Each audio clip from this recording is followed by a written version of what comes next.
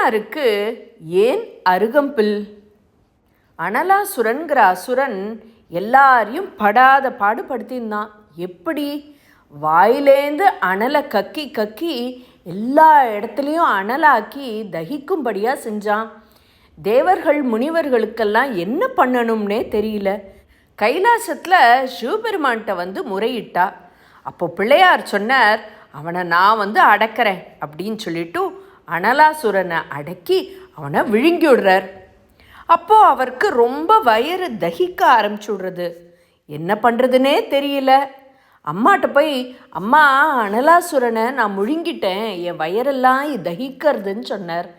அப்போது தாய் என்ன பண்ணினா, குழந்தைக்கு அருகம்புல்ல கொடுத்து வயத்தில் இருந்த சூட்டை தணிச்சா. அதனால தான் பிள்ளையாருக்கு அருகம்புல் ரொம்ப விசேஷம். பிள்ளையாருக்கு எருக்கம்பூவும் ரொம்ப விசேஷம். எருக்கம்பூ ஞானத்தை கொடுக்கும். உடல் வியாதிகளுக்கெல்லாம் மருந்தாக உபயோகப்படுறதுனால பிள்ளையாருக்கு எருக்கம்பூ ரொம்ப விசேஷம்.